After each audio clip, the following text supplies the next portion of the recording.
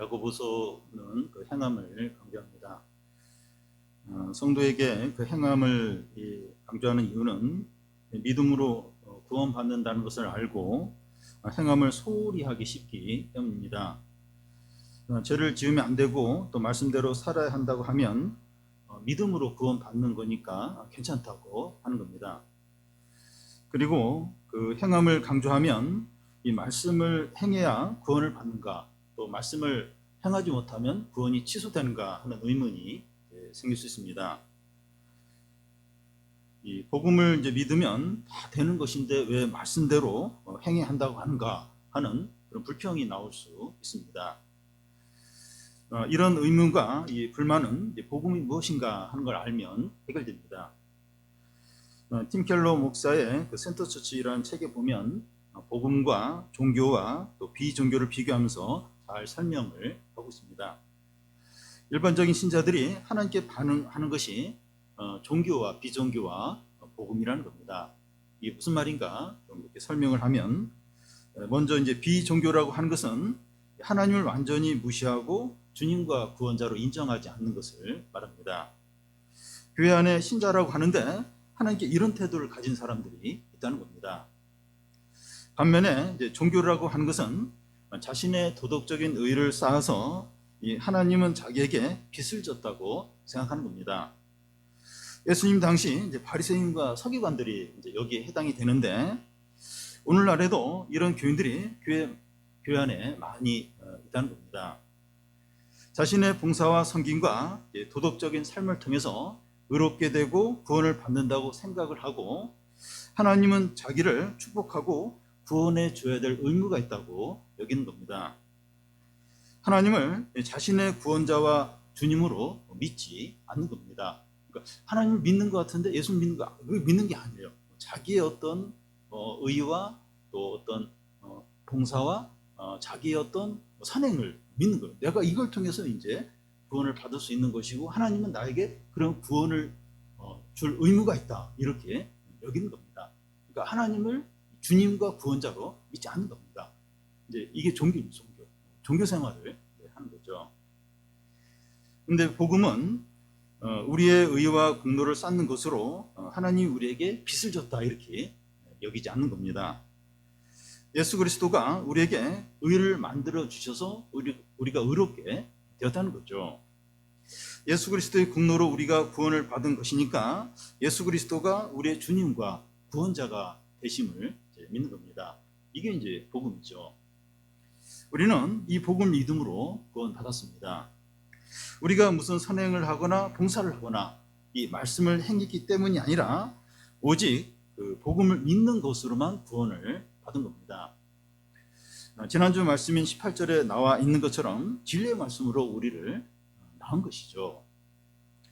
그러면 이 복음으로 거듭났다고 하는 것은 다시 태어난 것인데, 이 거듭난 자는 어떻게 살아야 됩니까? 말씀대로 살아야 합니다. 거듭난 우리들이 말씀대로 행해야 되는 이유가 구원을 받기 위해서가 아니라 구원을 받았기 때문입니다. 그러면 우리가 말씀대로 행하면 어떤 유익이 있습니까? 25절 끝에 보면 그 행하는 일에 복이 있다는 겁니다. 하나님의 모든 축복을 받고 행복하고 평안하게 됩니다. 신앙생활을 하면서 이 기쁨과 풍성함은 말씀대로 행할 때 경험을 하게 됩니다. 신앙생활을 하는 것이 좋은지 모르겠다고 하는 사람은 말씀대로 살지 않기 때문이에요. 그러니까 신앙생활을 할 때 좋은 점, 유익한 것은 말씀대로 행할 때 이제 그 어떤 기쁨과 은혜를 누리게 돼요. 근데 신앙생활 하는데 좋은지 모르겠는데, 좋은 게 뭔데? 잘 모르면, 모른다고 하는 것은 말씀대로 행하지 않는 거예요. 말씀대로 행한 적이 없는 거죠. 우리가 이 말씀대로 행하지 않으면 어떻게 됩니까? 구원이 취소되지는 않더라도 기쁨이 없고 평안이 없고 풍성하지 않습니다. 성도인데 비참하고 불행하고 우울해요. 우울합니다. 믿지 않는 사람보다 더 못할 수 있어요. 여러분, 믿지 않는 사람들은 욕심과 세상 쾌락을 위해서 살기 때문에 나름대로 기쁨이 있어요. 근데 신자라고 하는데 말씀대로 안 살아요. 그러니까 이게 진정한 기쁨이 없는 거예요. 이게 불행하게 느껴져요. 그러니까 이 불신자보다도 못한 그런 삶을 이제 살게 되는 거죠. 오늘 말씀은 이제 말을 많이 하려고 하지 말고 먼저 들으려고 하고 온유함으로 말씀을 받고 말씀을 행하라는 겁니다. 이제 세 가지를 행하라고 하는데 자기 혀에 재갈을 물리고 이 고아와 가부를 돌아보고 새 속에 물들지 않도록 하라는 겁니다. 먼저 이 듣는 것은 속히 하고 말은 더디 하라는 겁니다. 이 중년 부부에게 찾아오는 위기의 원인 중에 하나가 의사소통의 어려움 때문입니다. 배우자에게 하고 싶은 말이나 서운한 일이나 오해가 있을 때 말을 해야 되는데 어느 때부터인가 말을 하지 않는 겁니다. 이런 시기가 길어지면서 냉랭해져요. 오해가 쌓이게 되고 혼자서 부정적인 축축을 하면서 분노의 감정이 생기게 됩니다. 그러다가 참다 못해서 이제 말을 하게 되는데 이 분노를 쏟아놓게 됩니다. 대화가 아니라 그냥 분노를 폭발하는 거죠. 상대 배우자는 갑자기 이제 공격을 당하니까 그동안 자기도 서운한 감정들을 쏟아놓기 시작하면서 걷잡을 수 없이 서로의 관계가 악화가 될 수 있습니다. 그런 일을 겪고 나서 양쪽에 드는 생각은 같이 못 살겠다 이런 생각이 들 수 있습니다. 이런 사태가 일어나기 전에 필요한 것은 이 배우자 중에 한쪽이 상대방에게 힘든 거나 어려운 거 없는지 인내하면서 들으려고 하는 겸손한 자세입니다. 서로가 이런 노력을 하면 좋고 한쪽이라도 이런 노력을 하는 게 얼마나 필요한지 모릅니다. 그래서 이 다른 사람의 말을 경청하는 게 얼마나 중요한지 모릅니다. 고 이건희 회장이 쓴 책 중에서 말하는 것은 2, 3년 정도면 배우는데 경청하는 것은 30년에 걸쳐서 배웠다는 말을 한 적이 있습니다. 믿는 자들 사이의 문제는 어떤 신학적인 어떤 그런 문제라기보다 서로 이제 주고받는 말 가운데서 생깁니다. 그래서 야고보 사도는 어떤 교훈을 말하고 있습니까? 19절, 20절을 보면 내 사랑하는 형제들아 너희가 알지니 사람마다 듣기는 속히 하고 말하기는 더디하여 성내기도 더디하라. 사람이 성내는 것이 하나님의 의를 이루지 못함이라. 야고보 사도는 속히 말할 것과 더디할 것을 각각 말합니다. 속히 할 것은 듣는 거예요. 더디할 것은 말하는 거하고 화내는 겁니다. 한국 사람들이 외국인과 비교할 때 이제 약한 부분이 대화하는 부분입니다. 이 상대방이 자기 의견과 다른 의견을 이야기하면 자기를 반대하는 것으로 여기고 마음을 닫아요. 화를 내고 말을 안 합니다. 자기 의견이 다를 때 이 상대방을 인내하면서 설득하려고 하거나 또 상대방의 주장도 충분히 들으려고 하는 자세가 부족합니다. 그러다 보니까 오해와 불신과 미움이 생기기가 쉬운 겁니다. 그래서 부부 사이나 부모와 자녀 사이나 직장 동료 사이나 이 교인들 사이에서 서로의 말을 충분히 들으려고 해야 합니다. 상대방을 조금 듣다가 바로 말을 이제 가로막으면서 자기 말을 하려고 하지 않아야 됩니다. 그리고 너무나도 쉽습니다. 이 말이 많은 사람은 다른 사람의 말을 듣지 못합니다. 특히 하나님과의 관계에서 이렇게 말씀을 충분히 들으려고 해야 합니다. 전도서 5장 2절에 보면 너는 하나님 앞에서 함부로 입을 열지 말며 급한 마음으로 말을 내지 말라. 하나님은 하늘에 계시고 너는 땅에 있음이라. 그런즉 마땅히 말을 적게 할지니라. 우리가 누군가에게 야단을 치든지 충고하고 싶은 마음이 많이 생길 때 먼저 하나님의 말씀을 들으려고 해야 합니다. 우리가 다른 사람에 대해서 흥분하면서 말을 막 이렇게 쏟아내고 있다면 하나님의 말씀을 듣지 않고 있다고 볼 수가 있습니다. 하나님의 말씀을 먼저 들으면 그렇게 잘 하지 않는다는 거죠. 또한 믿는 자가 더디게 해야 될 게 성내는 겁니다.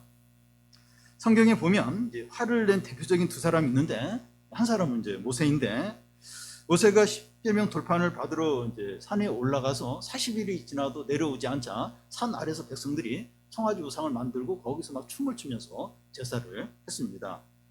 그것을 보고 모세는 이 시계문 돌판을 그냥 던져버리면서 화를 냅니다.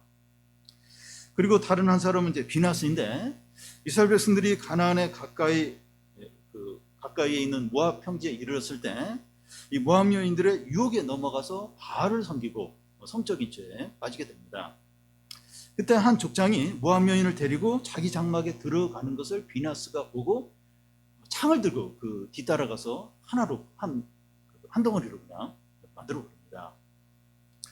이 두 사람 비나스와 모세는 화를 냈어요. 그런데 그들의 화는 하나님의 진노를 대신하는 겁니다. 성경은 전혀 화를 내면 안 된다 이렇게 말하는 것이 아니라 이 개인 관계에서 자신의 이익과 명예와 이 자존심 때문에 감정을 폭발시켜서는 안 된다는 겁니다. 일반 사람들이 화를 내는 것은 자기가 옳고 정당하다는 전제가 있습니다. 운전을 하다가 두 차가 접촉사고가 났습니다. 차 동시에 이제 운전자가 나와서 이제 서로에 대해서 이제 화를 냅니다. 당신이 잘못했고 나는 잘못하신 것이 없다는 그런 전제로 이제 이렇게 화를 내는 거죠. 화를 내게 되면 상대방의 말에 귀를 닫게 되는 것이 가장 큰 문제입니다. 화를 내면 안 들어요. 딱 감정이 상하면서 안 듣게 됩니다. 그리고 이 화를 내는 것은 하나님의 일을 방해한다는 겁니다. 20절을 보면 사람이 성내는 것이 하나님의 의를 이루지 못한다는 겁니다. 제가 저희 아들이 사춘기 때 화를 이제 크게 낸 적이 몇 번 있습니다. 그런데 이 분노하고 나면 서로 관계가 안 좋아져요. 상황도 더 나빠집니다. 분노하고 나서 잘했다 이렇게 생각한 적 한 번도 없어요. 항상 후회를 했습니다. 훈계는 사람을 세워요. 근데 분노는 사람을 파괴합니다. 하나님의 일을 막아요. 그리고 사단에게 길을 열어주게 됩니다. 여러분, 우리 자녀나 교인이나 가족이나 친한 친구의 잘못을 바로 잡아주기 위해서 화를 내면 역효과가 나요. 역효과. 우리가 화를 내면 하나님 일을 할 수가 없습니다. 만약에 우리가 분노하는데 성령이 함께 이렇게 역사를 하시면 성령이 그런 분으로 오해를 하게 되죠. 하나님은 거룩하고 의롭고 또 영광스러운 분이신데 우리가 분노하면 우리와 함께 할 수가 없어요. 왜냐하면 함께 하면 하나님도 그런 분으로 이제 믿지 않는 사람들이 다 여기게 되죠. 그래서 일단 막 분노를 쏟아내면 아무리 뭐 상대방이 잘못하고 내가 옳다 할지라도 하나님이 함께 하시게 됩니다.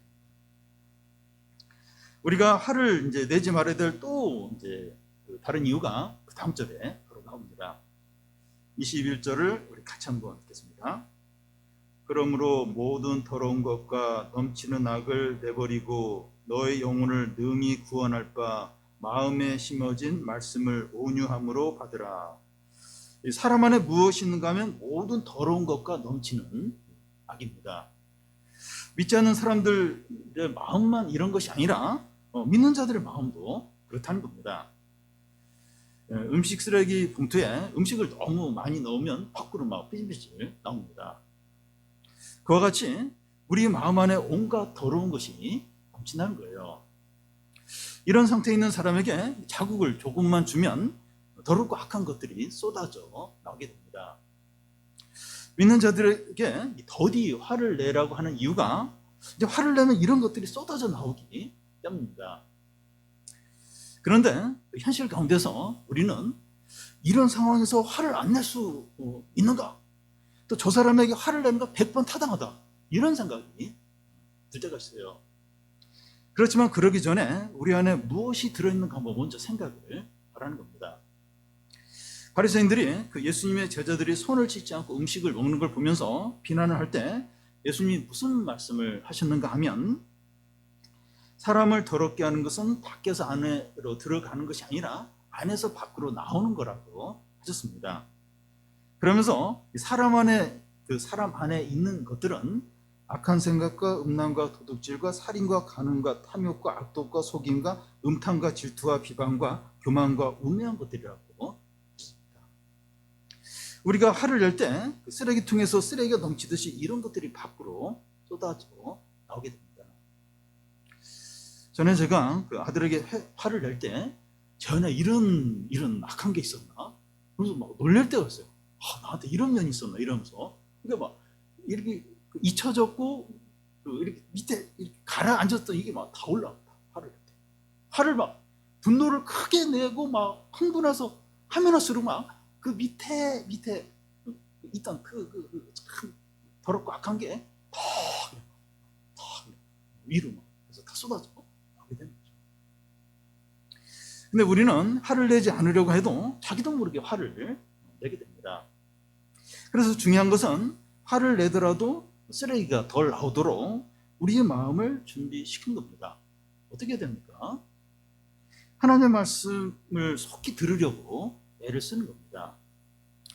21절 중간에 너희 영혼을 능히 구원할 바 마음에 심어진 말씀을 온유하게 받으라.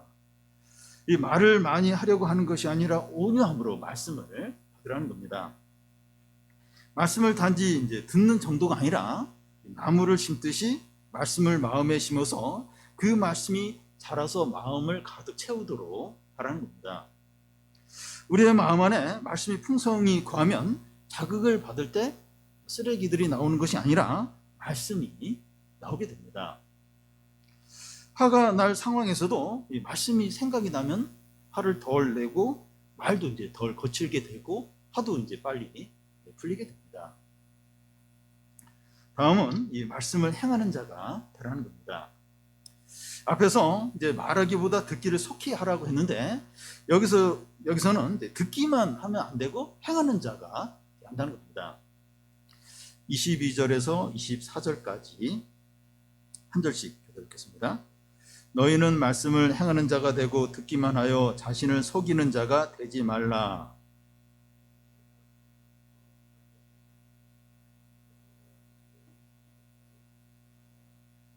제 자신을 보고 가서 그 모습이 어떠한지를 곧 잊어버리거니와. 이 말씀을 듣고 행하지 않는 자가 어떤 자인가? 거울을 비유해서 말합니다. 아침에 일어나면 이제 거울을 보게 되는데 머리 스타일이 원하는 대로 됐는지, 남자들은 넥타이가 잘 매어졌는지, 여자들은 옷이 잘 어울리는지, 혹은 얼굴이나 옷에 뭔가 묻어 있지 않는지 거울을 보면서 확인합니다. 이 사람들이 거울을 보는 주된 이유, 내가 얼마나 잘생겼는가, 옷이 예쁜가, 이것도 보긴 보지만 자신의 얼굴이나 옷에 묻은 것이 없는지 확인하기 위해서입니다. 밖에 나가는데 뭔가 이렇게 문제가 있으면 안 되니까 그걸 이제 거울을 보면서 확인하는 거죠.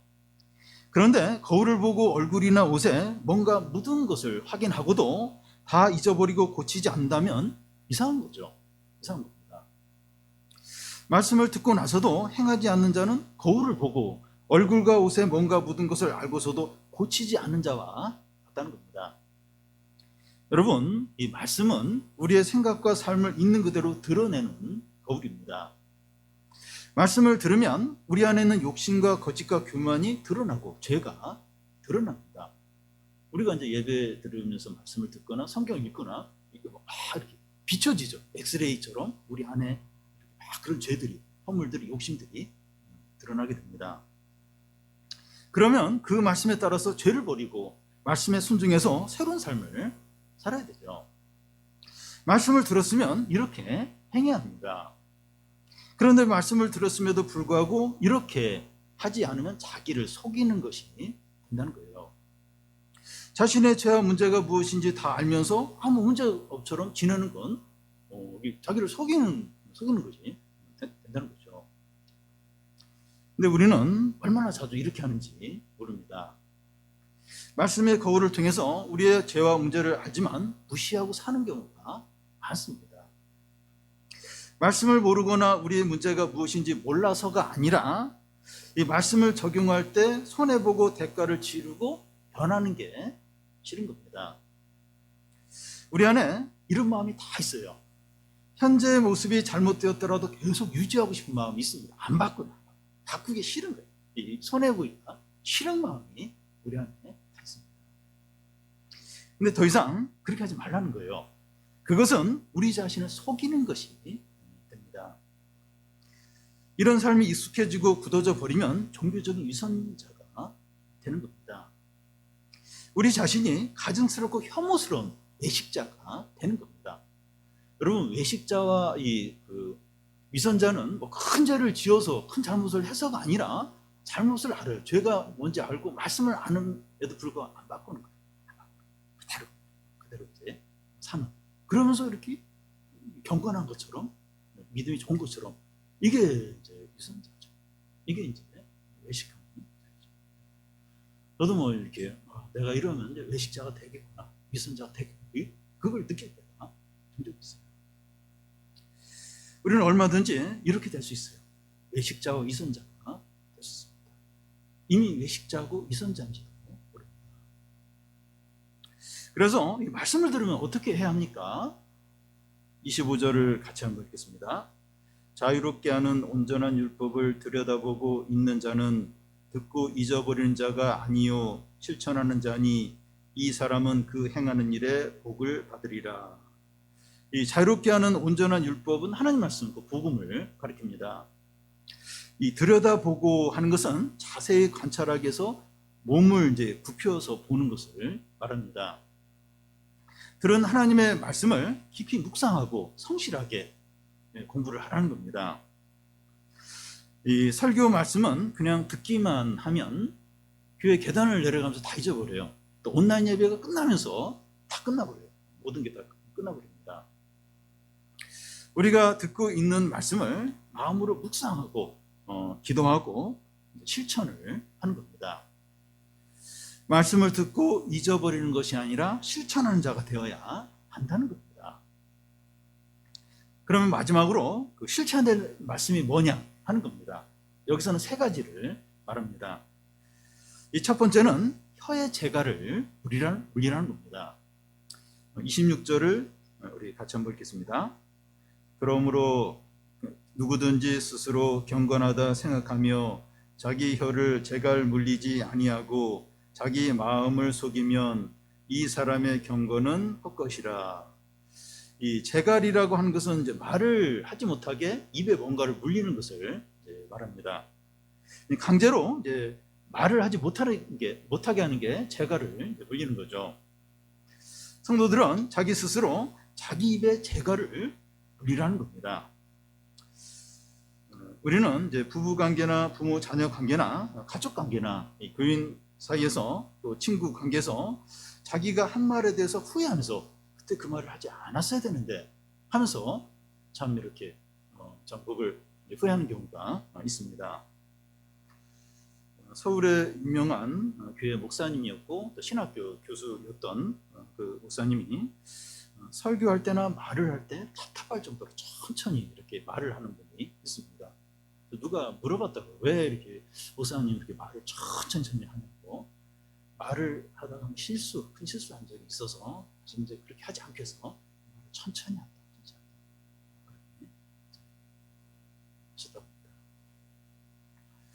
전에 그 청소년 캠프에서 제가 어떤 JR 선생님의 약점을 놀리면서 이렇게 말을 한 적이 있어요. 저는 이제 재밌게 하려고 했는데 그렇게 이제 그런 말을 좀 하고 나서 얼마나 후회하고 미안한 생각이 들었는지 모릅니다. 가깝고 잘하는 사람에게 관심이 있고 도움이 되도록 하는 말이지만 듣는 사람에게 상처와 무시하는 말이 될 수 있다는 겁니다. 상대방이 힘들어 하는데도 우리가 계속 이제 말로 상처를 줄 수 있어요. 가까운 사람이죠. 잘 아는 사람이에요. 참 안타까워서 하는 말인데 계속해서 상처를 주는. 이렇게 많이 먹니? 돼지같이 그리 먹다가 병 걸리고 그랬다. 또 집에 있는 그 청년 자녀가 직장이 없어요. 아침에 늦잠 잤는데 나오면 한숨을 크게 쉽니다. 무슨 말은 안 해도. 그러니까 이게 걱정이 돼서 또 이렇게 도와주려고 하는 말일 수 있는데 이런 어떤 말과 태도가 이제 상처를 아픔을 줄 수 있다는 겁니다. 우리의 혀에 재갈을 물리라는 거예요. 재갈을 물리라는 겁니다. 강제로 우리 입을 통제하는 것이 참된 경건이라는 겁니다. 이 말씀을 행해야 될 두 번째는 고아와 과부를 돌보라는 겁니다. 27절을 같이 한번 읽겠습니다. 하나님 아버지 앞에서 정결하고 더러움이 없는 경건은 곧 고아와 가부를 그 환난 중에 돌보고 또 자기를 지켜 세속에 물들지 아니하는 그것입니다. 참된 경건은 뭔가를 하지 않는 것만 부족하고 적극적으로 하나님 말씀대로 행하는 겁니다. 주님께서 베어버리라고 하는 나무는 나쁜 열매를 맺는 나무뿐만 아니라 열매를 맺지 않는 나무도 베어라고 하십니다. 또한 주님은 한 달란트를 땅에 묻어놓고 아무것도 하지 않는 종을 벌을 주셨어요. 책망하고 벌을 주셨습니다. 여기서 이 고아 가부는 가난한 자, 병든 자, 또 갇힌 자, 나그네 등을 대표합니다. 우리 사회에서 보면 독거노인이나 소년소녀 가장이나 외국인 노동자나 탈북자들이 해당될 겁니다. 이런 사람들은 무관심과 무시하는 대상이 되기 쉽습니다. 이런 사람들을 돕는 것은 도와줘도 표시도 안 나고 또 뭔가를 돌아오는 것도 아니기 때문에 소홀히 하기가 쉽습니다. 근데 야고보 사도는 이런 자들을 위로하고 필요를 채워주라고 말씀합니다. 양과 염소의 비유에서 나오는 것처럼 이런 자들에게 하는 것이 주님께 하는 거라고 그렇게 하십니다. 이 고아와 가부에 해당하는 사람들을 좀 더 이제 확장해서 생각을 해보면 가족이나 직장이나 학교나 친구들과 교인들 가운데서 상대적으로 약하고 힘이 없는 사람들로 볼 수 있습니다. 이런 사람들을 돌보고 섬기는 것이 쉬울 수도 있고 어려울 수도 있어요. 주중에 저희 아들이 저에게 어떤 부탁을 이렇게 했는데 저희 입장에서는 하기도 싫고 또 부담도 되고 또 제가 볼 때 별로 이렇게 필요 없는 걸로 여겨졌습니다. 근데 아들 입장에서는 중요해요. 꼭 해줬으면 하는 그런 일이었습니다. 결국은 이제 못 해줬는데 제가 아들 입장에서 조금만 더 생각했더라면 얼마든지 해줄 수 있었는데 그렇지 못했습니다. 제가 아무 생각이 없어요. 오늘 말씀도 이렇게 하면서 왜 그렇게 못 해줬을까? 저는 기본적으로 애한테 잘해줄 그런 마음이 있어요. 근데 왜 못 해줬을까? 제가 그 아들보다 더 이렇게 낮아졌어야 됐는데 그건 안 됐던 거예요. 안 됐던 겁니다. 그러니까 이 갑의 위치에서 을을 이렇게 대하듯이 그렇게 잘해주려고 하니까 안 됐던 겁니다. 그러니까 이 고아와 가부와 같이 힘없고 약한 사람을 이렇게 도와주고 돌보려고 할 때 갑의 위치에서 을을 대하듯이 그렇게 하면 그들을 진정으로 도울 수 없고 섬길 수 없다는 겁니다. 예수님이 이 고아와 가부 같은 우리들을 섬기셨는데 종으로 섬기셨어요. 제자들의 발을 씻기셨습니다. 그래야 이제 제대로 이제 고아와 가부 같은 그런 사람들을 섬길 수 있다는 겁니다. 우리도 이제 이렇게 우리 주위에 나보다 약하고 또 힘이 없는 그런 사람을 도우려고 할 때 종의 자세로 섬기려고 해야 제대로 섬기고 지적으로 도와줄 수 있다는 겁니다. 갑의 위치에서.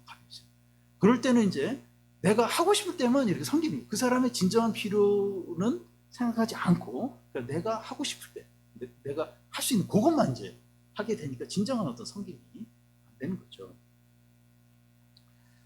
우리가 종의 자세로 섬기려 할 때 우리보다 약하고 힘이 없고 도움이 필요한 사람을 진정으로 돕고 섬길 수 있습니다. 이렇게 하는 게 이제 참된 경건이라는 겁니다. 이 말씀을 행해야 될 마지막 세 번째는 자기를 세속에 물들지 않도록 지키라는 겁니다. 25절 중간인데 자기를 지켜 27절 중간인데 자기를 지켜 세속에 물들지 아니하는 그것이라. 여기서 이제 물들다고 한 것은 옛날에 염색한 옷들이 이제 질이 이제 떨어지니까 빨래를 하면 그 색이 염색한 게 빠지게 됩니다. 그래서 흰 옷과 이제 검정 옷 또 빨간색 옷을 같이 빨면 흰 옷에 막 검정 물도 들고 빨간 물도 막 드는 경우가 있었습니다. 그런 식으로 성도가 세속에 물들기가 쉬운데 자기를 잘 지키라는 겁니다. 여기서 세속은 시대 정신이나 세상의 가치관이나 타락하고 음란한 문화를 가리킵니다. 요즘 세상의 가치관이 뭡니까? 부동산이나 주식이나 비트코인으로 대박을 터뜨리는 것이 삶의 목표이고 최고로 가치로 삼는 겁니다. 청년, 여성, 노인 할 것 없이 온 국민이 여기에 빠져 있습니다. 이 열풍이 얼마나 강한지 몰라요. 이런 식으로 돈을 버는 것이 성공이고 행복이고 가치 있는 것이고 구원이라고 믿는 겁니다. 그렇게 그 대열에 속하지 못하는 실패한 사람, 뭔가 이상한 사람이에요. 거기에 대열에 참여해서 막 이렇게 돈을 벌고 대박을 터뜨려야 성공한 거고 이렇게 지혜로운 거고 멋있는 거고 그 사람은 행복한 사람이고 그렇게 이제 다 여기고 있습니다. 이런 세상의 가치관으로부터 우리를 잘 지켜야 됩니다. 이거 얼마나 어려운지 몰라요. 얼마나 어려운지 모릅니다. 코로나로 교회에도 잘 오지 못하고 집에 있는 시간이 늘어나면서 핸드폰이나 TV를 보는 시간이 많이 늘어나고 있습니다. 그러면서 이 세상 문화에 더 많이 노출이 되고 세상 재미와 오락과 쾌락에 우리 마음이 사로잡히기가 얼마나 쉬운지 모릅니다. 그러다 보니까 예배와 기도와 찬양과 이 말씀이 어색하고 불편하게 느껴질 수 있습니다. 우리가 이 새 속에 물들었는지 물들지 않은지 어떻게 알 수 있습니까? 우리가 새 속에 물들었으면 하나님이 어색하게 느껴집니다. 하나님께 가까이 가기가 싫어져요. 말씀이 안 들려요. 기도가 잘 안 돼요. 기도가 잘 안 됩니다. 새 속에 많이 물들었으면 물들었을수록 그 정도가 심해요. 하나님과 관계되는 게 어색해요. 부담스러워요. 싫어요. 그리고 뭐 안 들리고 모르겠고 이 정도가 심해요. 그러니까 예배 시간 성경 읽는 게 불시착하는 것 같아요. 다른 세계에 와 있는 것처럼 너무 어색하게 여기지 됩니다. 성공과 물질과 이 쾌락을 최고의 가치로 여기는 이 세상의 가치관과 음란한 문화로부터 우리의 마음과 영혼을 잘 지키는 것이 참된 것입니다. 하나님은 우리가 말씀대로 행할 때 축복이 있다고 하십니다. 25절 끝에 이 사람은 그 행하는 일에 복을 받으리라. 우리가 말씀을 행하는 것은 구원을 받기 위해서가 아니라 구원을 받았기 때문입니다. 구원을 받은 우리가 이 말씀에 순종할 때 하나님의 축복이 있습니다. 우리가 이 말씀대로 살 때 진정으로 행복하고 기쁘고 풍성하고 능력 있고 평안합니다. 이 교회 생활을 하고 예배를 드리고 성경을 읽는 것만으로는 충분하지 않고 말씀대로 행할 때 모든 선물과 좋은 것들을 누리게 됩니다. 교회 생활하고 예배 드리고 성경 읽고 귀한 거죠. 충분하지 않아요. 그게 전부가 아닙니다. 말씀을 행할 때 하나님의 축복과 은혜와 기쁨과 능력과 평안과 그 모든 좋은 선물을 드려요. 신앙생활하는 맛이 은혜가 또 기쁨이 이런 거구나 하는 걸 이 말씀을 행할 때 그것을 누리게 됩니다.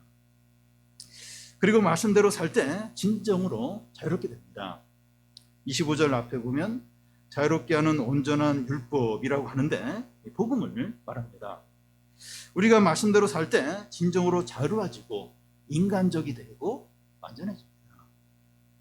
사단은 에덴 동산에서부터 지금까지 계속 우리를 속입니다. 아담과 하와를 속였고 우리도 계속해서 속입니다. 욕심대로 살 때 진정으로 자유롭고 행복하고 완전하게 된다는 겁니다.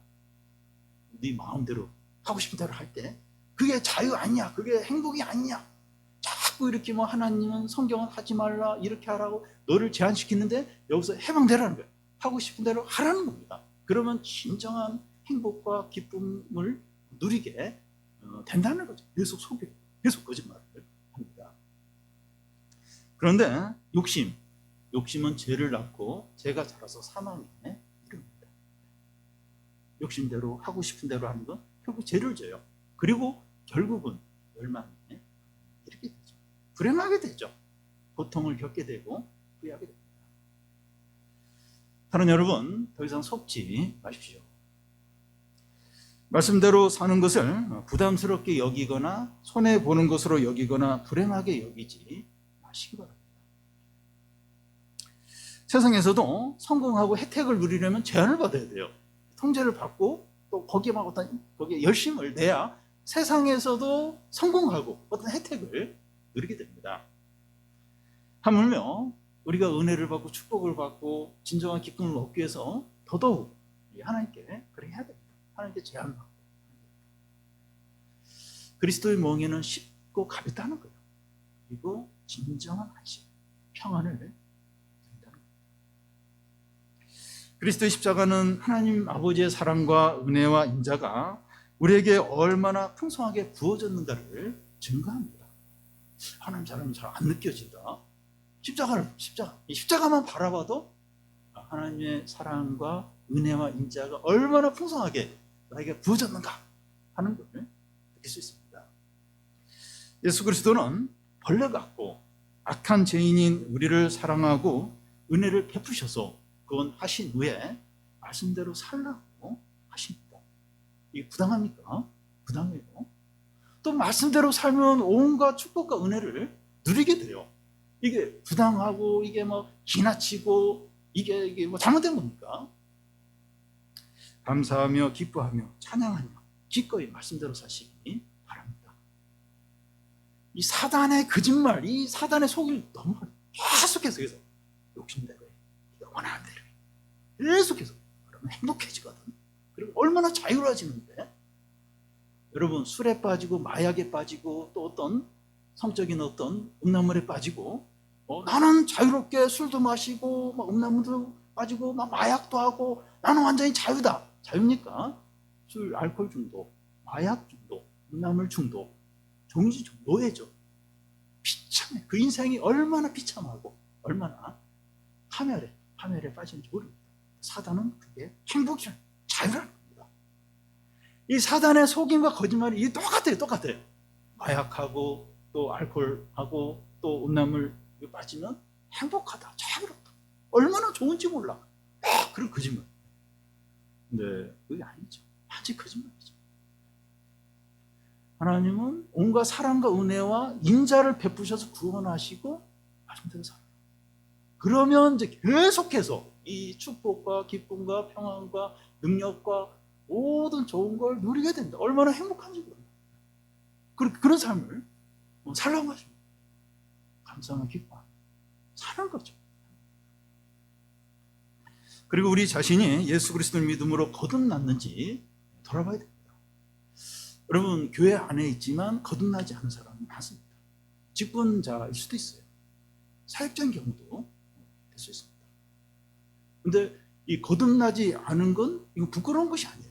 숨겨야 될 게 아니라 거듭나는 건 축하할 일이고 기쁜 일이죠. 반드시 거듭나야 됩니다. 거듭나지 않았다면 예수 그리스도의 십자가를 믿음으로 회개하고 예수님을 나의 구원자와 주인으로 영접을 하는 겁니다. 그러니까 뭘 많이 하고 뭘 해야 이제 이렇게 거듭나는 게 아니라 그냥 예수님이 하신 거, 나 같은 죄인을 위해서 십자가에 지시고 또 큰 고난을 당하시고 그 예수님이 하신 걸 믿으면 돼요. 받아들이면 돼요. 그러면 거듭납니다. 새 사람이 돼요. 이게 얼마나 필요하고 또 이게 감사하고 또 기뻐하고 또 얼마나 이게 좋은 일인지 몰라요. 우리 자신을 돌아보면서 내가 신앙생활은 하지 않은 오래 했지만 내가 거듭나지 않은 것 같다. 거듭납니다. 예수 믿고 거듭납니다. 이미 거듭났다면 하나님의 말씀을 행하는 겁니다. 행하는 거예요. 그러면 이 기쁨과 은혜와 축복을 한번 누리게 되죠. 저희가 참 이런 은혜와 축복들 하나님께서 우리에게 준비해 주셨는데 거듭나고 또 거듭났다면 말씀을 행함으로 이 모든 선물들과 은혜와 기쁨들을 다 누리는 성도들이 되시기를